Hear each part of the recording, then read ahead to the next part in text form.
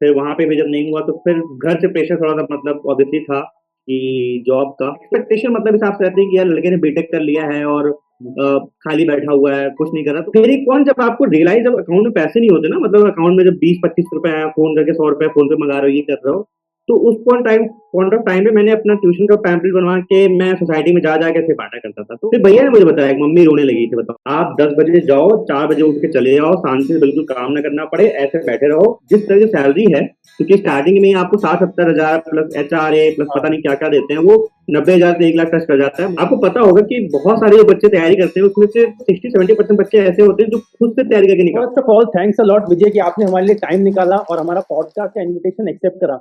तो कैसे हैं आप? हैं। बढ़िया भाई, एकदम बढ़िया हूँ। और इनविटेशन कोई बातें नहीं है, बस आपका मेल आया था, देन आई सॉ इट, और फिर मैंने कहा कि स्टार्ट करते हैं, कोई दिक्कत नहीं है, अच्छा लगेगा मुझे भी। अच्छा देखो, मैं आपको थोड़ा बैकग्राउंड बता देता हूँ अपने पूरे पॉडकास्ट सीरीज का। देखो, मैं ना पूरी कोशिश करता हूँ कि हम कैजुअल रखें इस पूरे इंटरव्यू को, और अपनी तरफ से मेरी पूरी फिर भी ये कोशिश रहेगी कि मैक्सिमम आउटपुट निकाल सकूँ, वो मैक्सिमम नॉलेज, भाई जितनी भी विजय मिश्रा के अंदर नॉलेज है सारी निचोड़ के सारे बच्चों को जितना ज्यादा आउटपुट मिल सके, आज ये पॉडकास्ट का पूरा मिशन रहेगा, ठीक है। तो सबसे पहले बात करते हैं विजय कि आपका स्टार्टिंग से स्टार्ट करेंगे कि आपका बचपन कैसा था, बचपन में कैसे भाई स्टूडेंट थे। देखिए, अब बचपन ना अपन का ऐसा ही रहा था, मतलब कि बेसिकली मैं प्रयागराज से हूँ, इलाहाबाद से। तो वहां पे अपन ने स्टार्ट किया था। बेसिकली पहले मतलब उससे पहले जाए तो वो अपना गांव में रहते थे, जौनपुर करके हमारा गांव है, तो वहीं पे रहते थे। उसके बाद फिर शिफ्ट हुए, बचपन थोड़ा पढ़ाई वढ़ाई वहीं पे की, फिर इलाहाबाद में रहने लगे घर पे, वहाँ पे दादाजी लोग का घर था, फिर वहाँ पे पढ़ाई वढ़ाई किया। उसके बाद अपना 11th 12th में आए तो अपना वही जेई और IIT वाईटी इन सब में लग गए। मेहनत किया, उतना सक्सेस नहीं मिला, बट जो स्टेट यूपीएससी यूपीपीएससी का वो एग्जाम होता है, सॉरी यूपी जेई का, वो एग्जाम वगैरह दिया। उसके जूनियर बाद इंजीनियर फिर ना। एग्जाम निकला, उसमें फिर कॉलेज मिला HBTI कानपुर, जो कि यहाँ का ठीक ठाक कॉलेज माना जाता है। फिर वहां से बीटेक किया, फिर 17 में गए अपन नोएडा, वहां पे एक कंपनी ज्वाइन किया। 8-10 महीने जॉब करने के बाद थोड़ा सा ये लगा कि यार ये ना अपना जो, मेरे ख्याल से शायद फील्ड नहीं है जहाँ पे अपन अगले 10-15 साल मतलब इन्वेस्ट कर सकते हैं। क्योंकि आप जब नोएडा में जाते हो, जब मतलब बड़े शहर में जाते हो, तो वहां पे आप खुलते हो, फिर समझते हो चीजों को कि कितना और ब्रॉड है चीजें। क्योंकि जब तक हम लोग छोटे शहर में थे तो हमारे बहुत नैरो माइंडेड रहते थे कि सिर्फ इतना ही है कि बस जेई कर लो, नौकरी कर लो, उतना बहुत है।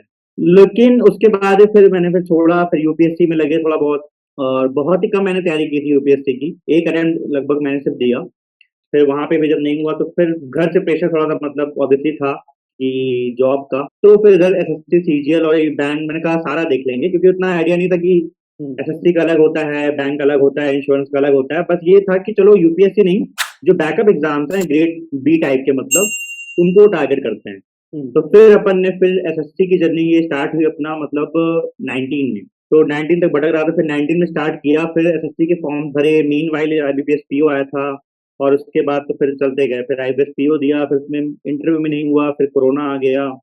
उसके बाद फिर एग्जाम पे गया, मतलब ऐसे फिर पता ही है आप लोग को, ऐसी ये था। मैंने वो देखा था, जोश टॉक देखा था आपका। मैं एक्चुअली बता रहा हूँ, I was very inspired by that जोश टॉक। तो मुझे ना कुछ पॉइंट्स उसके अभी भी याद है कि आपकी फैमिली ने दो, आपने दो फेजेस बताए थे आपकी फैमिली में। एक जहाँ पे आप प्रेशर आया आपकी फैमिली की तरफ से आपके ऊपर, और दूसरा वही आपकी फैमिली के जितने बड़े थे उन्होंने आपको बहुत ज्यादा सपोर्ट भी करा। तो फैमिली का ओवरऑल बताएं तो कैसा रहा, मतलब फैमिली की तरफ से क्या आपके टेक क्या था। देखो फैमिली का भाई ऐसा था ना कि फैमिली का अपन का मतलब क्लास 6 या 7 से ही, मतलब हम और भैया भी हैं मेरे, 2 लोग हैं, अपन लोग मतलब इंडिपेंडेंट टाइप के पहले से ही, मतलब ट्यूशन कोचिंग में पहले से ही था अपना। क्योंकि थोड़ा सा पापा की जॉब उतनी सही थी नहीं, तो अपन दोनों ही मतलब मैनेज करते थे। क्योंकि यहाँ पे एक कोई गवर्नमेंट स्कूल था, उसमें मतलब पढ़ाई करना था, तो उसकी फीस उस समय 300-350 रुपये हुआ करती थी, जो कि थोड़ा ज्यादा ही थी उस टाइम के हिसाब से। फादर क्या करते हैं आपके? अभी तो मतलब फादर का है, एक एनजीओ में काम करते हैं बेसिकली वो अभी। और उस टाइम पे मतलब उनका काम ठीक से, मतलब वो भी ऐसा था कि कोई जॉब नहीं करते थे, तो वो बहुत सारे छोटे मोटे काम ट्राई करते थे। कभी शॉप खोल लिया, कभी एक बार उन्होंने मतलब वो पनीर वनीर कुछ काम वाम स्टार्ट किया, तो इस तरह छोटे मोटे वो काम बहुत ट्राई करते थे। तो अनऑर्गेनाइज अपन लोग क्या था है। कि उस टाइम से ही मतलब थोड़ा था क्लास 6-7 से ही, कि मतलब पैसे ऐसा अर्न करो कि अपना काम भी चलता रहे। तो 6 से लेके 11 तक तो मैंने ट्यूशन वगैरह पढ़ाया है। 12th में मम्मी लोग ने थोड़ा सा बोल दिया था कि अभी तो हाँ जेई वगैरह है, तो पॉज ले सकते हो।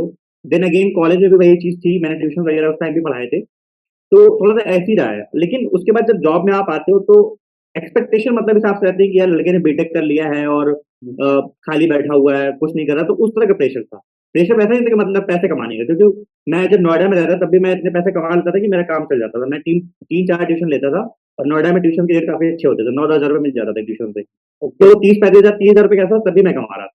But great. घर वालों को था कि स्टेबल जगह पे चले जाओ, ट्यूशन वगैरह कब तक चलेगा, जो कि फिर उनको दिखा कोविड में। कोविड जैसी आया सारे मेरे ट्यूशन बंद हो गए और उस समय लोग ऑनलाइन मोड उतना एक्सेप्ट कर नहीं रहे थे, तो थोड़ा सा फिर वहां से ऐसा प्रेशर था मतलब। तो अभी जैसे आपने अपनी जर्नी बताई कि भाई आपने एसएससी की तैयारी करी, फिर बैंक दिया। तो जैसे अभी आप जनरली अभी देख रहे हैं हम कि भाई एसएससी का सिलेबस भी बहुत ड्रास्टिकली चेंज हुआ है, पैटर्न आपने भी देखा है ऑब्वियसली। तो अब आपका सजेशन क्या रहेगा कि भाई एक मेजरली जो अब बैंक की तैयारी कर रहा है, क्या आप उसको एसएससी की तरफ जाना चाहिए, फोकस करना चाहिए, अभी भी बैंक है तो भाई बैंक में ही लगे रहो? देखो चिराग भाई, अपन का ऐसा है ना, अपन थोड़ा यार भाई करके बात करेंगे ना, वो हाँ हाँ, आप बोल रहे हो तो थोड़ा सा आप बोल रहे हो, बड़ा अजीब सा लग रहा है मुझे। तो अपन का क्या है, देखो यार, ये जो मैं मानता हूँ, क्योंकि मैं ना हर फेज मैंने देखा है। जब मैंने तैयारी स्टार्ट की ना, तो दिमाग में मुझे उस समय एसएससी बैंक से फर्क नहीं पड़ रहा था। मुझे ये चाहिए था कि यार अभी ना एक गवर्नमेंट जॉब लेनी है, ग्रेड बी वाली, मतलब जो थोड़ा सा लोअर की हो, जिस जहाँ पे अपन स्टार्ट करें और साथ में फिर अपना कुछ करेंगे या फिर जो भी तैयारी और जैसे भी करेंगे। तो अपन का उस मोड से अपन ने स्टार्ट किया था। फिर जब मैं आके देखा कि बहुत बाइफरकेशन है, इंश्योरेंस के लोग अलग करते हैं, रेलवे की अलग तैयारी करते हैं, एसएससी की अलग तैयारी करते हैं। अपन के दिमाग में तो सिर्फ ऐसा था कि भाई देखो, मैथ, इंग्लिश, रीजनिंग पढ़नी है, जो कि तीनों एग्जाम में आती है, इंग्लिश रेलवे हो चाहे बैंक हो चाहे एसएससी हो। तो इसलिए मैंने कभी इस चीज को बाइफरकेशन नहीं किया। फिर जब मैं, क्योंकि मैं खुद से फिर यूट्यूब में वगैरह स्टार्ट किया, फिर बच्चों को जब गाइड करने लगा, फिर मैं देखा एक बाइफरकेशन बना हुआ है अजीब सा, कि बैंक का अलग करो, एसएससी का अलग करो। और ऑब्वियसली मैं मानता हूँ कि एक टाइम पे एक चीज पे आपको फोकस करना चाहिए। तो जैसा आपने पूछा कि अभी इस टाइम पे क्या करना चाहिए, तो मैं तो यही बोलूंगा जो मैं हमेशा से बोलता हूँ, कि अगर एग्जाम्स वगैरह क्लैश कर रहे होते हैं तो उस पॉइंट ऑफ टाइम पे थोड़ा करना मुश्किल हो जाता है। तो उस समय बेटर ये होगा कि आप एक चीज पे फोकस करो। लेकिन अगर आपके पास कुछ ऐसा गैप मिल रहा है, आपको टाइम फ्रेम मिल जा रहा है, तो ऑब्वियसली हमारे लिए गवर्नमेंट जॉब है सबसे बड़ी चीज है। ठीक है, जैसे दिसंबर में क्या है, सीजल का पेपर भी है, एसबीआई पीओ का भी है। हाँ। तो थोड़ा सा यहाँ पे मुश्किल होगा। वो ही बच्चे कर सकते हैं जिनके फंडामेंटल्स वगैरह क्लियर है, जिन्होंने एसबीआई पीओ या फिर सीजीएल वगैरह का फ्री एक दो बार निकाल रखा है, उनको करना चाहिए। लेकिन जो फर्स्ट टाइम आ रहे हैं बैंक का या फिर किसी एग्जाम देने के लिए, उनको एक एक फोकस करना चाहिए, जो मुझे लगता है, जो मैंने देखा है। अच्छा, आपने तो चलो दोनों क्रैक करे हैं भाई, आपका एसएससी में भी बहुत अच्छा रैंक आया है, एसबीआई में आपने क्रैक करा है, और एसबीआई में अभी आप करंटली एज अ पीओ काम भी कर रहे हो। तो अब आप बताओ भाई, आपका टेक क्या है, आप एसएससी को प्रेफर करोगे अब एसएससी ज्वाइन करोगे या एसबीआई में ही रहने वाले हो? क्लैरिटी है कुछ? यार यही तो एक्चुअली ये ना बड़ा ही डिलेमा हो जाता है, क्योंकि मतलब देखो, ऑब्वियसली एसएससी और बैंक का कंपैरिजन मैं हमेशा से करता आया हूँ। इवन मुझे ही पता है कि मुझे दोनों एस्पेक्ट पता है, एसबीआई पीओ में क्या है और कैसे मैं आगे वो कर पाऊंगा, एसएससी सीजीएल में क्या है कि मैं आगे कैसे कर पाऊंगा। तो जैसे अभी दिमाग में कुछ कंफ्यूजन है थोड़ा सा, जैसे क्योंकि हम लोग जब प्रिपरेशन करते हैं ना, तो दिमाग में 3-4 पॉइंट हमेशा रहते हैं। एक सैलरी का, कि पैसा कितना मिलेगा। राइट। एक अब इनकी जॉब कहाँ पे है, होम टाउन के आसपास है कि नहीं है, वगैरह वगैरह।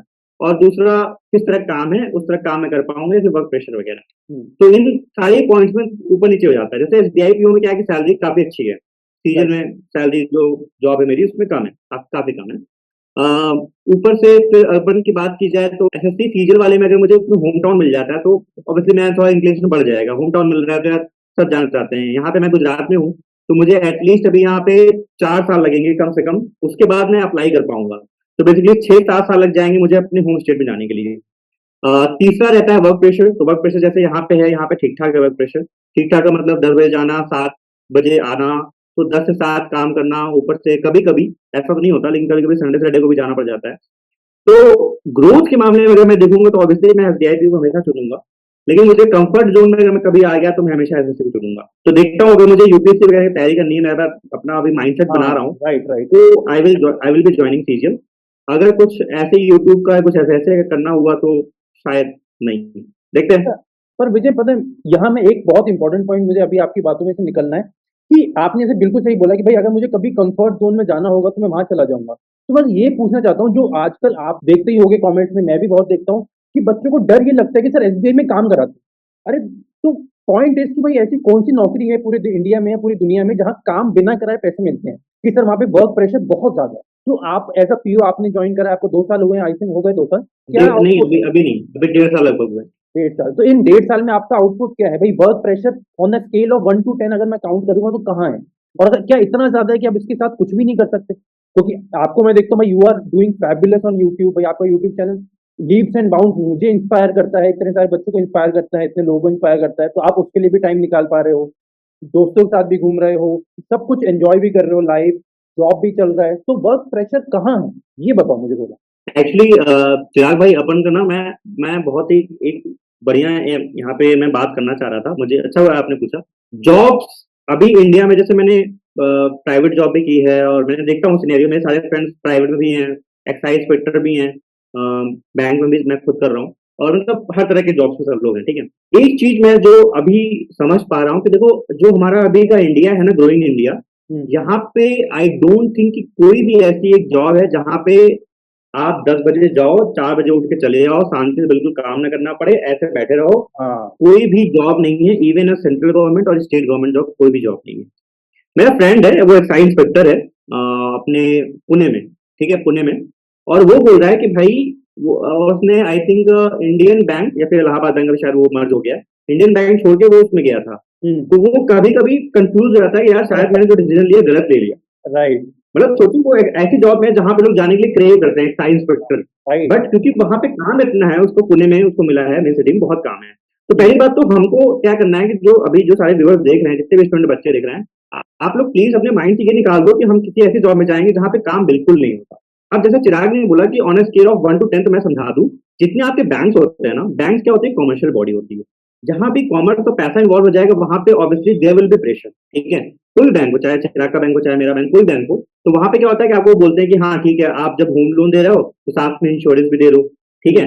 और ये हर जगह होता है, प्राइवेट से लेके गवर्नमेंट से लेके हर बैंक में होता है। अब इतना नहीं है, जैसे मैंने कई बार देखा है कि लोग सोशल मीडिया बहुत ज्यादा एक्सैजरेट कर देते हैं कि बिल्कुल टाइम नहीं मिलेगा, सेल्स नहीं करोगे तो निकाल देंगे, ऐसा कर देंगे, वैसा कर देंगे। ऑब्वियसली प्रेशर का मतलब ये होता है कि बोलेंगे आपको, जैसे मैं बड़ा भाई में बोलूंगा, भाई एक काम कर, यहाँ पे मैं किसी का बॉस को मैं बोलूंगा यार सेल्स करो, अब नहीं होगी तो कोई बात नहीं, you tried your best, but वो बोलेंगे। हाँ। तो राइट। इस तरह का प्रेशर है। और 1 to 10 पे अगर मुझे रेट करना हो तो कोई नंबर नहीं रहते, लेकिन हाँ, इतना काम है कि लाइक 6 to 7 या फिर 8 ऐसे जा सकते हैं। मैं आपको बताऊं, आपने एक मुझे भी एग्जांपल याद आया, मेरे साथ ही एक ज्वाइनिंग थे 2018 के बैच के हैं मेरे बैंक में। तो उन्होंने उसके पहले 2016 या 17 वाला एसएससी दिया था, तो उनका रिजल्ट शायद लेट आया था, 2 साल 2.5 साल बाद रिजल्ट आया था। तो उनको मिला double A, that only gazetted officer in that SSC. तो आप क्या? लिटरली मानोगे, वो मुंबई में मेरे साथ रहते थे, कुछ टाइम मेरे साथ रहे हैं। लिटरली वो ये कह रहे थे कि जितना वर्क प्रेशर मैं यहाँ झेल रहा हूँ ना, इससे 10 टाइम्स कम मैं बैंक में झेल रहा था, बिकॉज ही इज ऑडिटर। तो कहते हैं कभी मुझे यहाँ रहना पड़ता है, फिर मुझे अगले 2 महीने बाद अहमदाबाद एग्जैक्टली। जाना है, फिर मुझे वहां जाना है। मैं वो कहते हैं मैं नॉर्थ ईस्ट, जहाँ पे मुझे लोगों से बात करना तक नहीं आता, मुझे वहां भेज देते हैं लोग। तो देखिए, इट इज ऑल अबाउट भाई, एग्जैक्टली। प्रेशर हर जगह है। पॉइंट इज कि जो मैं कई बार अपनी वीडियोस में पहले ही बोल चुका हूँ, मुझे बताना मैं सही बोल रहा हूँ कि नहीं, कि नेगेटिविटी ना बहुत जल्दी ट्रैवल करती है, पर पॉजिटिविटी जल्दी हाँ, ट्रैवल नहीं करती। पॉजिटिविटी की लाइफ टाइम बहुत, एग्जैक्टली। एक्सपायरी डेट बहुत जल्दी आती है। हाँ, बहुत नहीं, इंपॉर्टेंट मैं ये बोलता हूँ, देखो मैं कभी भी, एक बात और भी मुझसे कई बार बच्चे बोलते हैं, फिर कई मतलब वो बोलते हैं, जो कुछ मेरे कोलीग जो परेशान कभी कभी हो जाते हैं, तो बोलते हैं कि यार तू सच क्यों नहीं बताता, तू मतलब ये नहीं बताता प्रॉब्लम क्या है। मैं है। हमेशा हाँ। बोलता हूँ कि देखो, प्रॉब्लम मतलब चीजें हैं, मतलब आपको मैं उस जोन से मैं हमेशा बाहर निकालना चाहता हूँ कि आप ये मत सोचो कि आप 10 बजे जाओगे, 5 बजे चुपचाप शांति से बिना काम किए आ जाओगे। वो हम्म। क्लर्क में होता है, क्लर्क वाले 9:30 बजे, 5 10 बजे हाँ। जाते हैं, 5:30 बजे अपना बैग उठा के चल देते हैं, उनका वो राइट है, उनका हक है। But being a PO, you have to stay till 7, और कभी कभी 8 भी हो जाता है, हम्म। ठीक है। तो मैं आपको रियलिटी में रख रहा हूँ कि आपको टाइम ज्यादा देना पड़ेगा कभी कभी। लेकिन एक बात मैं आपको बता दूं, एसबीआई पीओ जो या फिर कोई भी जो पीओ सैलरी होती है, वो जिस तरह की सैलरी है, क्योंकि स्टार्टिंग में ही आपको 60-70 हजार प्लस एचआरए प्लस हाँ। पता नहीं क्या क्या देते हैं, वो 90 हजार से 1 लाख टच कर जाता है। मुंबई में तो चिराग को पता होगा, वो 1 लाख भी पार कर जाता है। तो जिस तरह की सैलरी दे रहे हैं, उस तरह से वो काम करवा रहे हैं। लेकिन जैसा चिराग ने बताया, डबल में जिस तरह से काम है, उस तरह से मैंने, आप ये भूल जाओ कि आप जॉब करने जा रहे हो और काम नहीं मिलेगा, ये कहीं नहीं है, ये कहीं नहीं है। अच्छा, अब थोड़ा बात उनका कर लेते हैं, बच्चों की जो एक्चुअली में इस बार तैयारी करने वाले हैं बिल्कुल पॉजिटिव माइंडसेट से। तो मुझे सबसे पहले ये बात बता कि एक्चुअली में एक बच्चे को ऑनलाइन कोचिंग पे अब ज्यादा फोकस करना चाहिए या ऑफलाइन अब ट्राई करना चाहिए, किसको चूज करे बच्चा? यार मैं तो हमेशा ये बात बोलता हूँ, और ये मतलब किसी के लिए भी ये एप्लीकेबल है, कि देखिए क्या होता है ना, कि हम सब उतना ऑनलाइन में, मतलब सब लोग उतना कंफर्टेबल नहीं हो पाते कि एक टीचर सामने देखे। कई लोग क्या होता है कि जैसे हम लोग जब जेई तैयारी करते थे, तो उस समय भी हल्का फुल्का ऑनलाइन आ गया था, लेकिन अपन को ना ये था कि क्लासरूम में जाके बैठेंगे, रियल बच्चों के साथ बैठेंगे, टीचर पढ़ाएगा, बोर्ड पे गलती करेंगे, डांटेगा, तब उस तरह से चलता था। हाँ। तो जिनको मैं बोलता हूँ हमेशा कि अगर ऑफलाइन आपके लिए कंपेटेबल है, आपके आसपास कोई ढंग की कोचिंग है, तो हाँ। वहां पे आप जो है ज्वाइन कर लो। हम्म। लेकिन अब क्योंकि ये हो रहा है कि जो आपको मैक्सिमम टीचर जो एक्सपोजर मिल रहा है, जो दिख रहे हैं, वो सब ऑनलाइन ही है। हाँ। तो अगर होता है ऑनलाइन में, अगर आप कंपेटेबल हो तो ऑनलाइन ही ज्वाइन कर सकते हो, कोई दिक्कत नहीं है, जो भी आपको सही लगता है। आप वो कर लो। ऑनलाइन में क्या है, थोड़ा आपको सस्ते में कोर्स मिल जाता है, 500 हाँ, 1000 2000 जो भी है रेट मुझे नहीं पता, लेकिन ऑफलाइन में आपका खर्चा ज्यादा आएगा।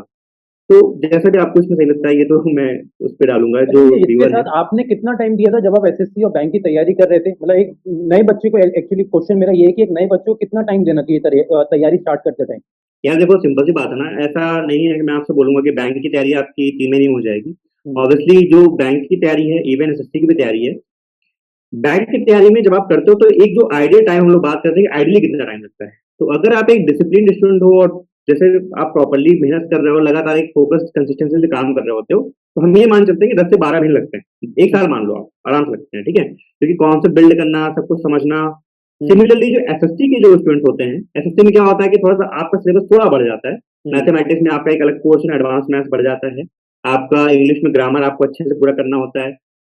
जीके में आपको स्टैटिक जीके पे भी फोकस करना होता है, लूसेंट वगैरह पूरी खत्म करनी होती है। तो मैं मान चलता हूँ वहां पे टाइम फ्रेम अपन का 1.5 साल लग जाता है। सही। तो अगर आप तैयारी स्टार्ट कर रहे हो तो ये हमेशा मान के चलो कि यार सब कुछ जो मेरा तैयारी है ना, 2 साल का अपने आप को फ्रेम देके चलो कि मैं 2 साल के अंदर ना सारे जो भी एग्जाम में टारगेट कर रहा हूँ वो निकल जाने चाहिए। हम्म, अगर आपको 2 साल से 2.5 साल हो रहा है, 3 साल हो रहा है, जैसे कई बार होता है कि हम 2 दिन अटेम्प्ट दिए नहीं हो रहा है, तब अपने आप को थोड़ा इंट्रोस्पेक्शन करना चाहिए कि यार अपन कहाँ पे गलती कर रहे हैं, और टारगेट देना चाहिए कि यार अगर ऐसी गलती होती रही फिर तो अपनी पूरी जवानी निकाल देंगे। सही। कई बार क्या होता है, लोग तैयारी 21 से स्टार्ट करते हैं, 30 तक तैयारी करते रहते हैं, और उसके बाद अगर हो गया तो अच्छी बात है, लेकिन नहीं होता ना तो दिल इतना टूटता है, फिर कुछ समझ में नहीं आता कि अब हम्म, लाइफ में क्या करें। ठीक है, तो हमेशा अपने आपको टारगेट दीजिए कि 2-3 साल। एसएससी बैंक का एग्जाम ही छोटा है यार, यूपीएससी थोड़ी है। यूपीएससी में आप 2-3 साल 4 साल इन्वेस्ट कर सकते हो, हम्म, बट एसएससी बैंक में 2 years is more than enough, I think so. ठीक है, ग्रेट। अच्छा, मुझे आप ये बताओ कि एक हिंदी मीडियम वाला बच्चा बैंक एसएससी की तैयारी कर सकता है?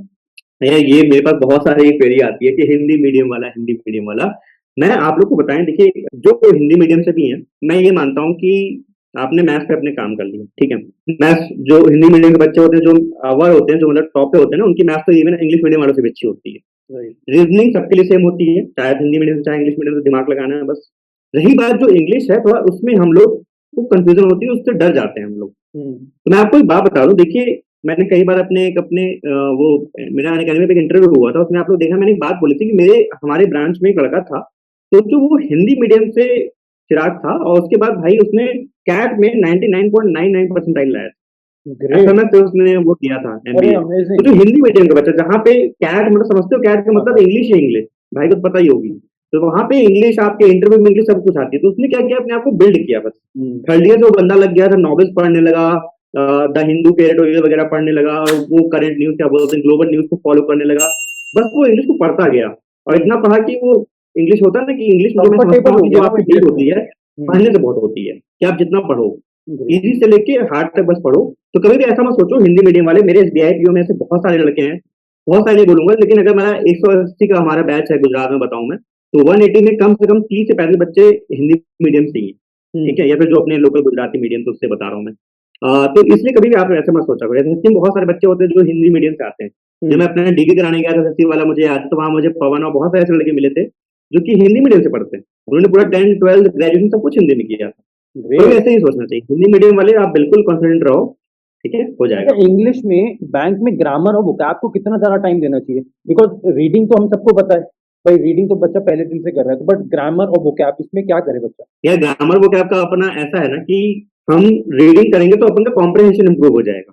लेकिन अब जैसे मान लो मैं किसी से बोलूँ ना कि अपना कॉम्प्रहेंशन इंप्रूव कर करके वो 30 में से 15-20 लाख तो हो जाएगा, क्योंकि हाँ। कॉम्प्रहेंशन में सिर्फ ये नहीं, तो कॉम्प्रहेंशन इंप्रूव होता है, क्लोज टेस्ट वगैरह भी, हम्म, मैथ द कॉलम्स आप समझ के मतलब करने कर लेते हो, जब आपके कॉम्प्रहेंशन इंप्रूव होता है। हम्म, लेकिन आपको उस मार्क्स को अगर 18 से लेके 28 तक ले जाना होता है, तब आपको ग्रामर आनी चाहिए, बारीक ग्रामर आनी चाहिए। बारीक का मतलब आपको रूल्स पता होने चाहिए, हम्म, तब आपको वोकैब अच्छे से याद होनी चाहिए। हम तो एक्स्ट्रा मेहनत करते हैं, इसीलिए करते हैं। आपको जस्ट अगर मतलब बस क्लियर करना है तो हम्म। 15 नंबर नंबर एनफ है, लेकिन आपके मार्क्स काउंट हो रहे हैं मेंस वाले, और उसको जोड़ना है तो हमको पूरा करना पड़ता है। इसलिए आपको ग्रामर और वोकैब में भी उतना ही एफर्ट डालना होता है जितना रीडिंग में डालना होता है। इट्स जस्ट की रीडिंग को आप पहले कर लो, बाकी इन दोनों का बाद में कर सकते हो। और अगर क्वांट की बात करें तो मैंने देखो प्रॉब्लम क्या है, जो आपने भी सुना होगा कई बार, कि बहुत सारे यूट्यूब पे लोग ऐसे हैं जो बोलते हैं कि स्टार्टिंग में भाई मैथ में ना अरिथमेटिक पे ध्यान मत दो, स्पीड मैथ करो, भाई कैलकुलेशन स्पीड अच्छा करो, क्वाड्रेटिक करो, सिंप्लीफिकेशन, नंबर सीरीज, इनमें टाइम दो, और डीआई पे टाइम दो, अरिथमेटिक तो बाद में देखा जाएगा।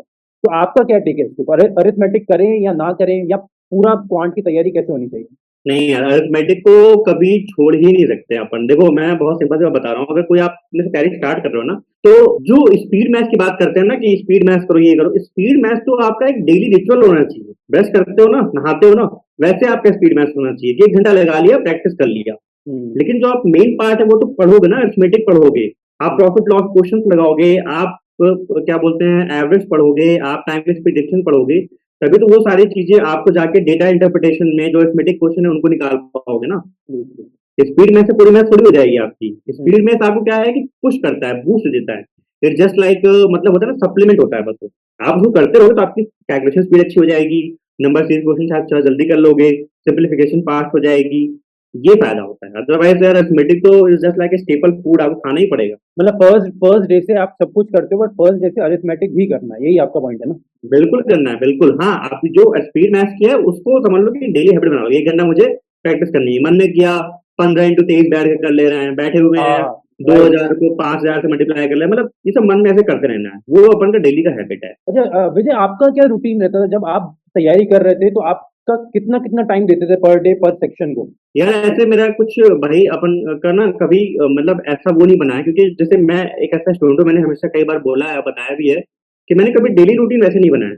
मेरे हम्म। दिमाग में क्या होता था, मोटा मोटा क्लियर होता था। जैसे ऐसा करता था कि जैसे मान लो ये वीक है, तो ये वीक में ना अपन प्रॉफिट लॉस और एवरेज के 100 क्वेश्चन निकाल लेंगे। तो ये पूरा वीक रहता था। मैं अब कभी प्रॉफिट लॉस कर लिया, क्योंकि कई बार क्या होता है कि जब आप बहुत आइडियल वे में चलते हो तो वो बोरिंग हो जाता है और आपको करने का मन नहीं करता। हम्म। तो मैंने ऐसा किया कि चलो 2-3 दिन प्रॉफिट लॉस कर लेंगे, 2-3 दिन एवरेज कर लेंगे, या फिर पहले एवरेज कर लेंगे बाद प्रॉफिट लॉस कर लेंगे, जो सही बैठा। लेकिन ये मेक श्योर करना है कि मुझे फ्राइडे तक इतना दोनों खत्म कर लेना है। फिर डेली रूटीन की अगर बात करूँ, डेली रूटीन कुछ ऐसे ही था कि जैसे जब बैंक की स्टार्ट कर रहा था, तो वही स्टार्टिंग में मतलब मॉर्निंग में करंट अफेयर्स कर लेना, फिर उसके बाद दोपहर में मैं ऐसा सब्जेक्ट करता था कि जिससे नींद वगैरह ना आए, लाइक क्वांट हो गया या फिर हाँ। रीजनिंग हो गया, जहाँ दिमाग चलता रहे। और फिर शाम को इंग्लिश, बस। ओ- उसके बाद अपना रात में सोते वक्त जीके की वीडियो देख ली। ओ- जीके की वीडियो वगैरह मैं मॉर्निंग में कभी देखता नहीं था, क्योंकि मुझे लगता है टाइम वेस्ट होता है। वो हाँ, 2 घंटे हाँ। आप बैठ के वीडियो देख रहे हो, हम्म। कोई फायदा नहीं है। आप बल्कि पीडीएफ से 25-30 घंटे पहले जो आते हैं दिन के, वो खत्म कर लिया, वो आपका आधे 1 घंटे में हो जाते हैं। अगर आप स्लो रीडिंग करते हो तो 1 घंटा लगेगा, फास्ट करते हो तो आधे घंटे में हो जाएगा। अच्छा, जीके फिर को जब रात में नींद आ रही है, कितने टाइम ड्यूरेशन का जीके पढ़ना चाहिए और डेली कितना टाइम देना चाहिए जीके को? यह डिपेंड करता है भाई। अगर मान लो अब आपका मेंस एग्जाम जब अभी चल रहा है, जैसे मान लो अभी प्री खत्म हो गया है, फिर तो ऑब्वियसली आप दिन में 2.5-3-4 घंटा दे सकते हो। लेकिन जब तैयारी स्टार्ट कर रहे हो तो उस टाइम पे तो आप ये चेक करो कि आपका पेपर कब होने वाला है। अगर 5-6 महीने में होने वाला है तो उस हिसाब से फिर अपना 1-1 घंटा ही देते रहो। स्टार्टिंग में टाइम कम रखेंगे, लेकिन टाइम एग्जाम जैसे नियर आता जाएगा वैसे बढ़ाते हैं। जैसे मान लो अभी एसबीआई पीओ है, तो एसबीआई पीओ अपन का जनवरी में है मान लो, हम्म। और फरवरी मेंस है। तो फरवरी में अगर मेंस है तो अब आपको पता है कि आपको 6 महीने की जीके करनी है, तो अपन सितंबर का, अक्टूबर का, इन सब का करते जाएंगे ऐसे। ओके, तो इसमें आप क्या प्रेफर करते हो, डेली, वीकली, मंथली? यार मैं तो हमेशा से मंथली पीडीएफ करता आया हूँ, क्योंकि मैंने हाँ, स्टार्टिंग जब तैयारी की थी ना, तो मेरा क्या था कि शॉर्टकट हम लोग बहुत ढूंढते हैं जब तैयारी करते हैं कि यार इतने में ना काम हो जाए, बहुत ज्यादा ना करना पड़े। हाँ। तो मेरा एक दोस्त था, वो नाबार्ड में अभी करंटली वर्क भी कर रहा है, मैंने उसका इंटरव्यू लिया था अपने चैनल पे। तो वो उस समय मुझे लाइब्रेरी मिला था, उसने मुझे मतलब एक्चुअली उसको मैं थैंक यू बोलता हूँ हमेशा, कि उसने मुझे बोला था कि तू लाइब्रेरी ज्वाइन कर ले, फिर थोड़ा थोड़ा तुझे मैं बता दूंगा कैसे कैसे करना है। तो जब मैं लाइब्रेरी ज्वाइन की तो मैंने पूछा भाई जीके वीके कैसे करना है वगैरह वगैरह। हम्म। तो जीके का उस समय मुझे किसी ने बताया था कि द हिंदू मंथली रिव्यू आती है, हाँ। 40 पेज में पूरे महीने की करंट अफेयर्स कवर हो जाती है। तो मैं वो करने लगा, मैं बहुत मजा आ रही थी भाई, 2 दिन में करंट अफेयर महीने खत्म। तो वो बोला कह रहा है भाई देख, तुझे आरबीआई का ग्रेड भी देना है, प्री देना है, तुझे पीओ का मेल देना है, तो अगर तुझे ये सब एग्जामिनेशन देने हैं ना तो इससे काम नहीं चलेगा। हम्म। ये एक डिटेल पीडीएफ उठा, तब उसने मुझे इंट्रोड्यूस कराया था कि अफेयर्स क्लाउड की डिटेल पीडीएफ उठा ले और हाँ, उसको करने की कोशिश कर। तुझे स्टार्टिंग में मन नहीं करेगा, हिम्मत नहीं आएगी, 300 पेज की होती है, लेकिन कर। उसने हाँ। बता दिया कि पहले मुझे, उसने ऑर्डर बता दिया कि मुझे क्या करना होता है। पहले नेशनल अफेयर्स कर ले, इकोनॉमी न्यूज कर ले, उसने मुझे बताया क्या क्या करना होता है। तो फिर मैंने जो है करना स्टार्ट किया, बहुत हिम्मत बनाई। उसके बाद से फिर मैं ये हैबिट पड़ गई, फिर मुझे मजा आने लगा, फिर मैं वही करता था, एब्सोल्युटली। पीडीएफ मैं पीडीएफ भी करता था। हमेशा यही प्रेफर करता हूँ भाई, मंथली ही मैं भी प्रेफर करता हूँ। अच्छा क्योंकि विजय। मेरा ये मानना है ना कि आप पेपर देने जा रहे हो तो आप अपना क्या करोगे, बेस्ट तैयार करोगे ना यार। हम्म। पेपर मान लो टफ आ गया, जनरली हम ये मानते हैं जो क्लरिकल मेंस के होते हैं वो थोड़ा इजी आते हैं, लेकिन चूंकि मैं पीओ एग्जाम में ही देता था, वही टारगेट करता था, तो पीओ मुझे पता था कि पीओ मेंस की जो डिस्क्रिप्टिव होती है वो मतलब वो जीके होती है ठीक ठाक आती है। इवन हमारे टाइम पे ना एसबीआई पीओ जो मेंस में जीके थी काफी अच्छी आई थी, काफी अच्छी, मतलब स्टेटमेंट वाले क्वेश्चन आए थे, स्कीम्स को अच्छे से पूछा था कि कोई स्कीम है उसके 4-5 पॉइंट थे। राइट। तो उसमें वही अच्छा कर पाया जिन्होंने डिटेल में पढ़ा था। तो फिर मुझे लगा कि हाँ इट वॉज वर्थ इट।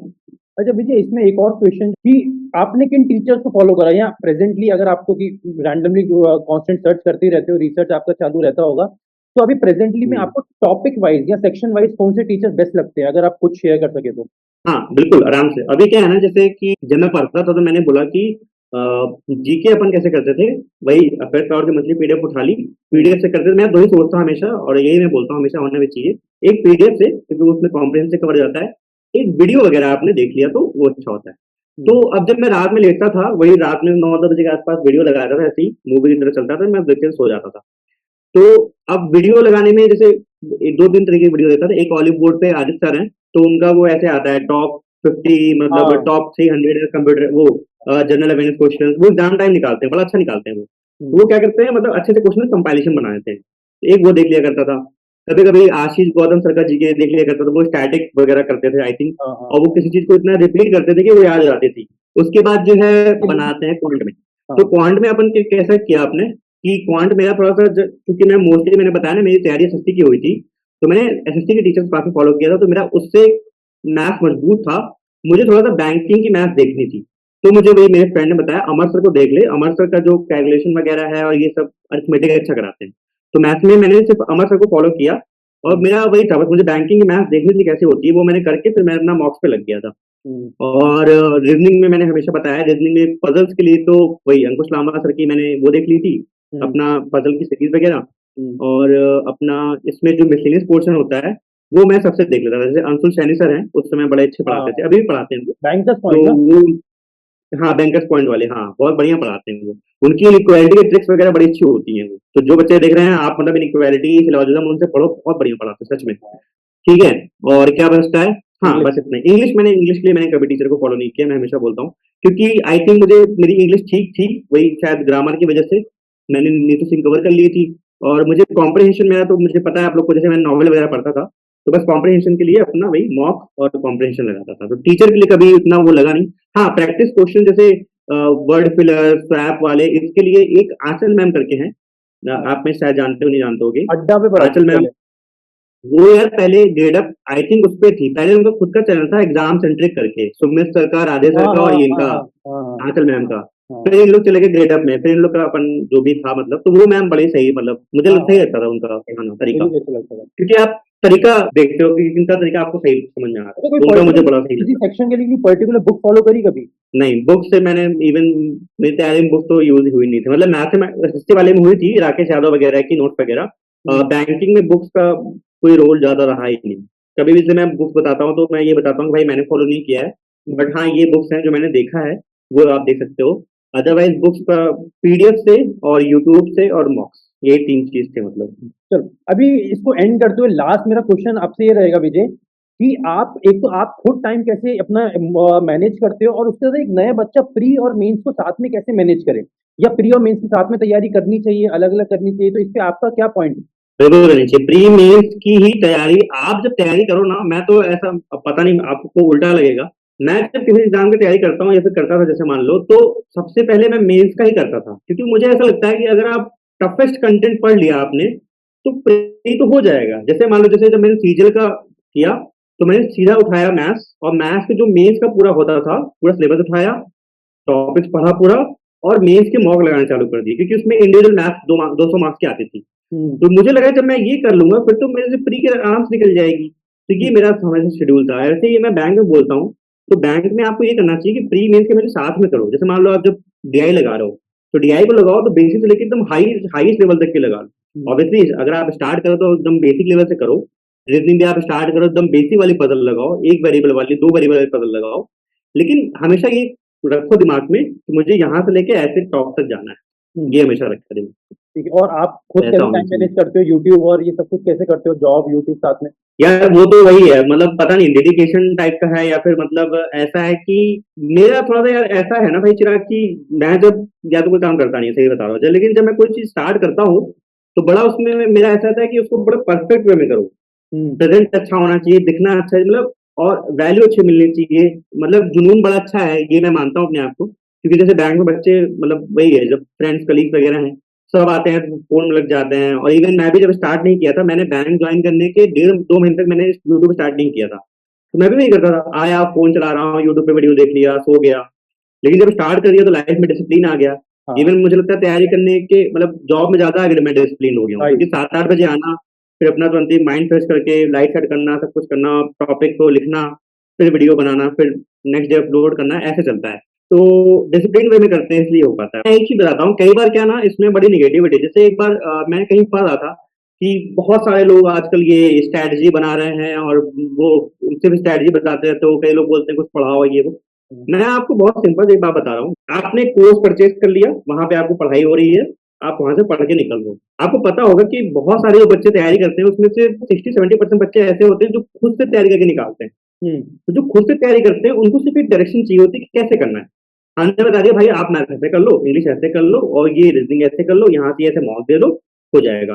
कई लोग क्या करते हैं, सिर्फ उसको उठाते हैं, फॉलो करते हैं। मेरी एक स्टूडेंट है कविता शिवालिक, उसका भी अनअकैडमी वाले में इंटरव्यू आया था, इस बार वो एसबीआई पीएम जूनियर ही है।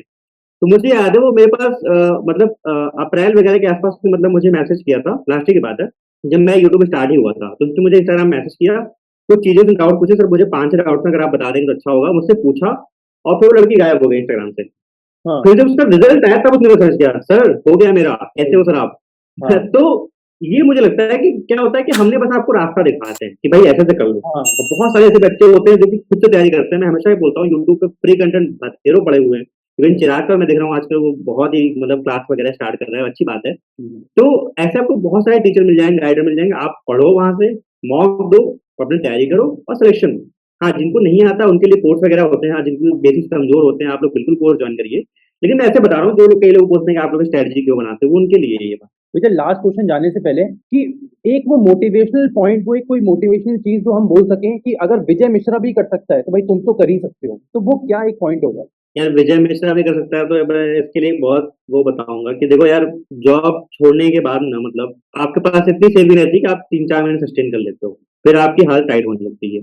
तो जब अपन ने 18 में जॉब छोड़ा ना, तो 4-5 महीने ऐसे पहले घूमते रहे कि क्या करना है, ये लाइफ सोचते रहे। इवन आप लोग मानोगे नहीं, मैं कुछ भी नहीं करता था, मन करता था कभी रोडी वोडी देख रहा हूँ, मन कर रोडी में चला जाऊँ, थिएटर ज्वाइन कर लिया, थिएटर कर लूँ, ये कर लूँ, कुछ भी करता। फिर एक पॉइंट जब आपको रियलाइज, जब अकाउंट में पैसे नहीं होते ना, मतलब अकाउंट में जब 20-25 रुपए आया, फोन करके 100 रुपए फोन पे मंगा रहे हो, ये कर रहे हो, तो उस पॉइंट ऑफ टाइम में मैंने अपना ट्यूशन का पैम्पलेट बनवा के मैं सोसाइटी में जा जाके ऐसे बांटा करता था। तो आप ना जब लाइफ में अपना बॉटम एकदम रॉक बॉटम टच कर लेते हो ना, तब समझ में आता है कि भाई देखो सच में प्रॉब्लम है और जाना है ऊपर। तो वहां से अपने आप ही पुश आता है। मैंने हमेशा बोला है कि अगर आप लाइफ के अपने रॉक बॉटम पे हो, एकदम प्रॉब्लम फेस कर रहे हो, मेहनत अच्छे से करना। और बहुत सारे लोगों की होप्स आपसे जुड़ी होती है जो कि आपको पता नहीं होता। जैसे जब मम्मी लोग का जब मेरा रिजल्ट वगैरह आया था, तो मम्मी ने फोन किया, मैंने बता दिया हाँ हाँ ऐसा हो गया। फिर भैया ने मुझे बताया कि मम्मी रोने लगी थी, बताओ। मैंने कहा यार इसमें रोने की क्या बात है। तो क्या होता है कि आपको बहुत से लोग आपसे जुड़े होते हैं, मम्मी बुआ, पता नहीं कहाँ कहाँ से फोन आ रहा था, बुआ मासी का, दादाजी का गाँव से फोन आ रहा था, रात में 10 बजे सो जाते हैं वो। तो आपको पता नहीं होता, बट आपसे जुड़े बहुत लोग होते हैं और उनकी होप्स कई बार होती है। तो कभी करना है तो उनके लिए करना, मतलब अपने लिए अगर ना कर पाओ तो उनके लिए जरूर करना। एब्सोल्युटली विजय। एंड मैं लिटरली बता रहा हूँ, it was the most fun podcast that I did on the channel. मुझे बहुत मजा आया और मुझे एक्चुअली ऐसा लगा कि मैं 1-to-1 बहुत अच्छे से कनेक्ट कर पाया दोस्त से। अभी मिलेंगे, अभी कभी कोई है क्या, कोई मीटअप है क्या ऑनलाइन? मैं भी मिलता हूँ आके आपको कभी। हाँ करते हैं, देखो मेरा मुंबई अगर आने का हुआ तो ठीक है, उधर ही है, फिर नहीं तो उधर कोई दिक्कत नहीं है। I am going to come in Ahmedabad soon, तो जरूर मिलेंगे अहमदाबाद में। मुझे बहुत अच्छा लगेगा यार, मिलते हैं। मैं तो सोच रहा था कि कभी फिलहाल, अब क्योंकि सब लोग ऐसे जॉब में ऐसा ऐसा बटे हुए हैं ना कि हो नहीं पाता, वरना बैंकिंग के जो भी हैं आई थिंक टीचर्स वगैरह या फिर जैसे भी सब लोग हैं, कहीं दिल्ली वगैरह में जहाँ पे एक सेंट्रल पॉइंट है, हाँ वहाँ पे कुछ ऐसा मिलने की करते हैं।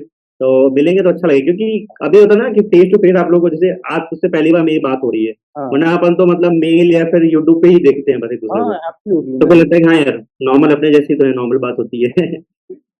चलिए विजय, तो ये रहे। It was absolutely fabulous having you on the show, and I am pretty sure कि जितना मजा मुझे आया उतना आपको भी आएगा, और उससे कहीं ज्यादा मजा बच्चों को भी बिल्कुल। आएगा जो अभी देख मेरे रहे होंगे। 40 मिनट बहुत ही अच्छे 40 मिनट बीते, मतलब बहुत अच्छा लगा सच में। और आई थिंक काफी यही होता है ना यार चिराग भाई, देखो कि आई थिंक बहुत सारी चीजें लोगों को जानने को मिली होंगी, जो मिथ्स वगैरह हैं, जो चीजें हैं बच्चों को जानने को मिलेंगी, तो यही वैल्यू क्रिएट होती है। और अच्छा लगता है कि हाँ कुछ वैल्यू क्रिएट कर रहे हैं हम लोग लाइफ में लोगों की। तो Vijay, thanks a lot for joining in. तो इसी तरह फैबुलस काम करते रहो, बच्चों की बहुत मदद हो रही है, मैं भी आपसे बहुत इंस्पायर रहता हूँ हमेशा।